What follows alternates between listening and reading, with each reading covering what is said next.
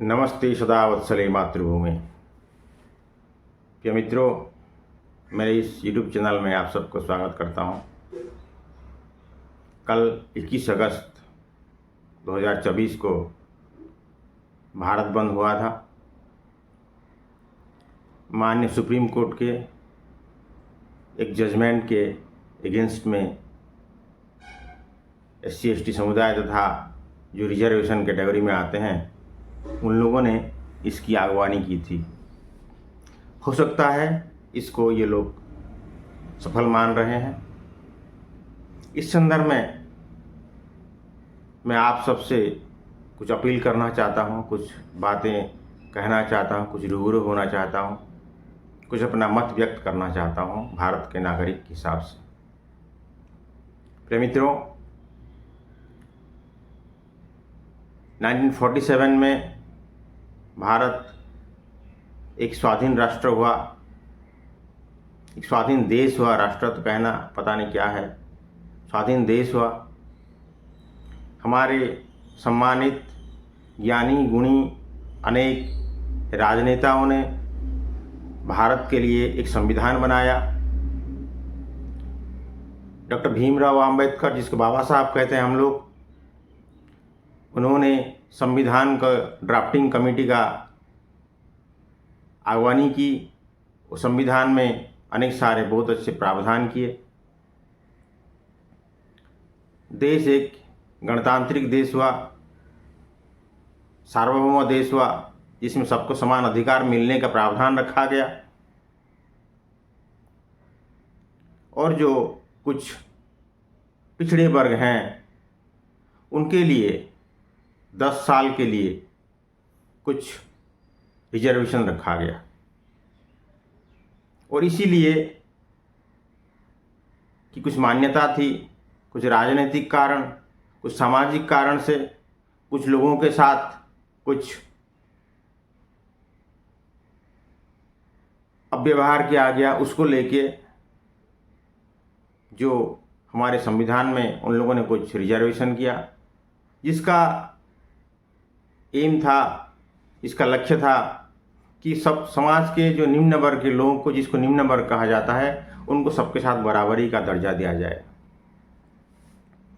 धीरे धीरे ये जो रिजर्वेशन आगे चलता गया, उसका समय रेखा बढ़ाता गया, इसीलिए कि वो लोग जिस लक्ष्य से उसको किया गया था वो अचीव नहीं हो पाया। और आज भारत स्वाधीनता का 78वां जो इंडिपेंडेंस डे मना चुका है। और जो रिजर्वेशन है कुछ 15-20% से आके अब 60-70% कुछ हो गया है। मेरा प्रश्न है कि इतने साल के बाद भी ये लोग क्या समाज के जो उनका जो लेवल है क्या उठ नहीं पाया? ऐसी क्या प्रॉब्लम है जिसकी वजह से 60 साल 70 साल ये रिजर्वेशन देने के बाद कि ये लोग समाज के वर्ग में, समाज के साथ कंधा के कंधा मिलाने में वो हो नहीं पाए? ऐसा क्या कारण है? चलो, ये दे भी दिया गया, ये बोल के कि उनके साथ अत्याचार हुआ, ये हुआ, वो हुआ बोल के। मित्र, मैं ये कहना चाहता हूँ कि भारत में ये छुआछूत भाव कुछ एक राजनीतिक परिस्थिति है, ये कि सामाजिक परिस्थिति नहीं है। आप अगर देखेंगे, राम को ब्राह्मण पूजा करते हैं, राम जिसको हम क्षत्रिय मानते हैं उसको ब्राह्मण पूजा करते हैं। और वाल्मीकि जिसको वो अलग तथाकथित, मैं तो छोटे जाति तो नहीं कहता, तथाकथित वाल्मीकि समाज से आते हैं, उसको राम भी पूजा करते हैं, ब्राह्मण भी पूजा करते हैं। समाज में आप देखेंगे, सनातन समाज में छुआछूत का कुछ भेदभाव था ही नहीं। ये एक राजनैतिक परिस्थिति था। और ये जो जातिगत जो आज कारण है, जाति में बटा हुआ है। अगर उसी समय में मोहनदास करमचंद गांधी, श्रीयुक्त नेहरू जैसे लोग थे उस टाइम में, अगर वो चाहते तो इस भेदभाव को ख़त्म कर सकते थे, लेकिन उन लोगों ने ख़त्म होना नहीं दिया। आप कभी इतिहास को देखेंगे तो वीर सावरकर, जिसका इसका नाम सुने हैं कि नहीं है, कांग्रेस के लोग तो बहुत जानते होंगे वीर सावरकर को।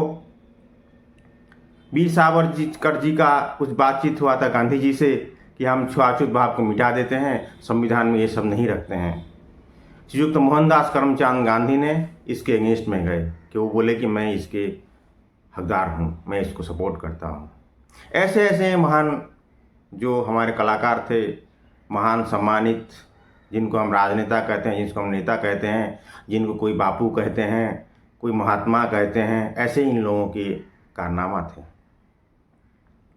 प्रिय मित्रों, चलो देव विधि आ गया, अच्छा भी हुआ, कुछ लोग आगे आए, लेकिन अभी इस संदर्भ में जब 78-75 साल हो गया है, हर एक कानून का, हर एक सामाजिक परिस्थिति का कुछ बदलाव आना चाहिए।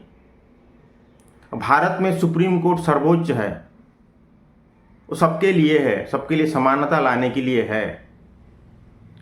माननीय सुप्रीम कोर्ट के 7 सदस्य के बेंच ने जब एक निर्णय लिया, उसको भी मानने के लिए कोई तैयार नहीं है। एक लाइन में ये कहना चाहता हूं कि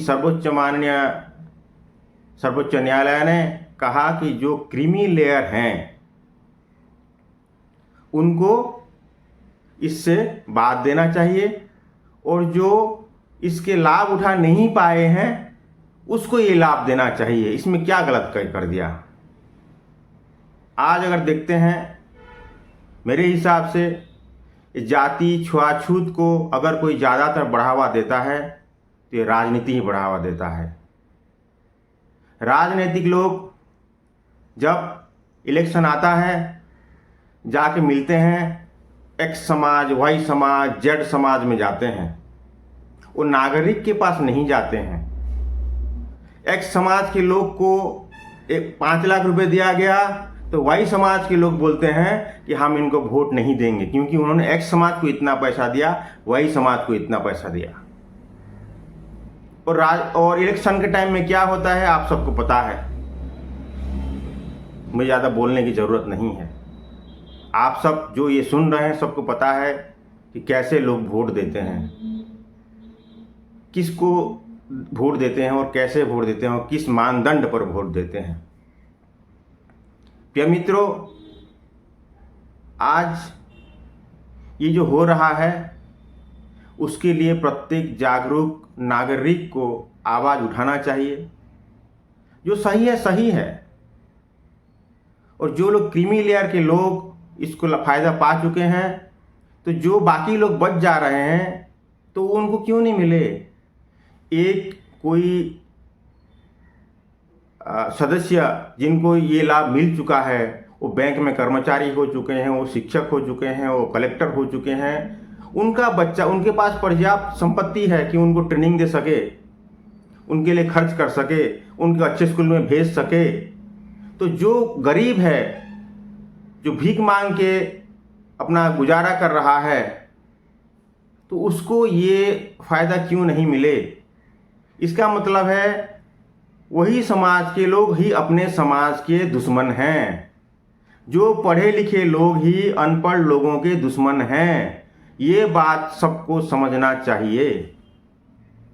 आज तक कभी जिन लोग ये लाभ नहीं मिला है वो लोग राज रास्ता में आके कभी स्ट्राइक नहीं किया है, उन लोगों ने कभी बस नहीं जलाया है, उन लोगों ने टायर नहीं जलाया है, उन लोगों ने इसको सह लिया है। मैंने भी उसको सहा है, मैंने भी उसको सहा है। जबकि मेरा बच्चा ऑल इंडिया रैंक में कहीं पे 400 नंबर में थी और 1100-1200 नंबर के लोगों को एक ऑल इंडिया इंस्टीट्यूट में एडमिशन मिला। तो आप ये सोच सकते हैं कि मेरे बच्चे के मन में क्या गुजर रहा होगा, कि इस देश में क्या अन्याय हो रहा है। प्रिय मित्रों, आज सरकार को मैं धन्यवाद देता हूं कि उन्होंने कानून में बहुत सारे तब्दीली लाए हैं कि समाज में एक श्रृंखलित समाज बने, उसके लिए सरकार का प्रयास हो रहा है। कानून को बदलाया जा रहा है, उसके बारे में हम कभी डिस्कशन करेंगे। लेकिन समाज के शिक्षित वर्ग को, जो अपने आप को इंटेलेक्चुअल कहते हैं, जो समाज में पढ़े लिखे हैं, चाहे आप शिक्षक हैं, वकील हैं, इंजीनियर हैं, डॉक्टर हैं, इस सब के बारे में आपको आवाज़ उठानी चाहिए। प्रिय मित्रों, यहाँ पे मैं एक छोटा सा एग्जाम्पल देता हूँ। लोगों ने अपने रिजर्वेशन लेते हैं अपने जाति को दिखाकर। क्या जब वो कुछ बन जाएंगे, जब वो डॉक्टर बन जाएंगे, इंजीनियर बन जाएंगे, शिक्षक बन जाएंगे, अपने नाम के साथ नीचे अपना जाति लिखेंगे क्या? मैं ये प्रश्न लिखता हूँ, ये प्रश्न पूछ रहा हूँ। अपने लिखेंगे डॉक्टर XYZ, नीचे ABCD मेरा जाति लिखेंगे क्या? क्या कोई व्यक्ति वहाँ पे जाके, जहाँ पे उनका जाति लिखा हुआ है, उनको देख के उनके पास अपना ट्रीटमेंट करने के लिए जाएंगे क्या? अगर कोई वकील लिखता है मैं अपना जाति से आता हूँ, अपना रिजर्वेशन कैटेगरी से आता हूँ, वहाँ पे जाके क्या वो अपना काम करवाने के लिए जाएंगे क्या कि भाई ये मेरा जाति का है, मैं इसके पास ही कराऊंगा? कि अच्छे वकील के पास जाएंगे कि अपने जाति देख के वकील के पास जाएंगे? अच्छे डॉक्टर के पास जाएंगे कि जाति देख के डॉक्टर के पास जाएंगे? क्या ये गणतंत्र में अन्याय नहीं है? क्या ये समाजवाद के विरुद्ध नहीं है? प्रिय मित्रों, जो भी सुन रहे हैं इस पे कमेंट करें और अपनी आवाज़ बुलंद करें। अगर आप गणतांत्रिक समाज चाहते हैं, अगर आप समरसता चाहते हैं देश में, समानता चाहिए देश में, तो जो सही है सही का सही बोलने की आप साहस बनाइए। जो इस रिजर्वेशन कैटेगरी से आते हैं और जो फायदा पा चुके हैं, वो लोग अगर अपने समाज का भलाई चाहते हैं तो उनके लिए मार्ग प्रशस्त करें कि जो समाज में शोषित हैं, दलित हैं, या समाज में जिसका इकोनॉमिक क्राइटेरिया मतलब कम है, तो उनको आगे आने की वो सहायता करें। प्रिय मित्रों, मैं तो ये कह रहा हूँ कि मैं चाहता हूँ समाज में समरसता आए। जो हमारे राजनेता, हमारे शासकगण जो हमें एक जो कॉन्स्टिट्यूशन दिए हुए हैं उसके मुताबिक सबको समान अधिकार मिले, सबको आगे जाने का अधिकार मिले, जो उनका लक्ष्य था वही परिपूर्ण हो। मैं उसी लिए आप लोगों के सामने ये कुछ कह रहा हूँ। कुछ लोगों को अच्छा लगेगा, कुछ लोगों को बुरा लगेगा, लेकिन जो अपने अंदर जाएगा, अपने अंदर जाके उसके ऊपर कुछ उसकी एनालिसिस करेगा, अगर उसमें कॉन्शसनेस है, कॉन्साइंस है और पढ़ा लिखा है, तो उसको ज़रूर समझ में आएगा। और मेरे इस वीडियो के माध्यम में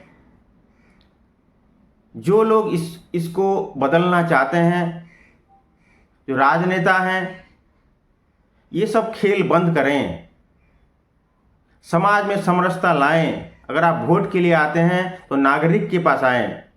आप जाते हैं X जाति के पास, Y जाति के पास, Z जाति के पास, उनको तोड़ते हैं और X पैसे में वोट को खरीद रहे हैं।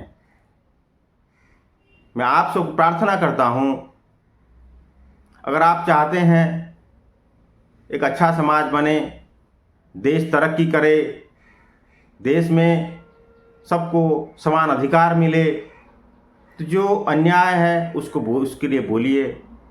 और राजनेता जिनको हम चुनते हैं इस काम के लिए, वो चाहे इलेक्शन के टाइम में 5 करोड़, 10 करोड़, 15 करोड़ खर्च करते हैं, लेकिन देश के लिए क्या ये सब बातों के लिए बात करते हैं?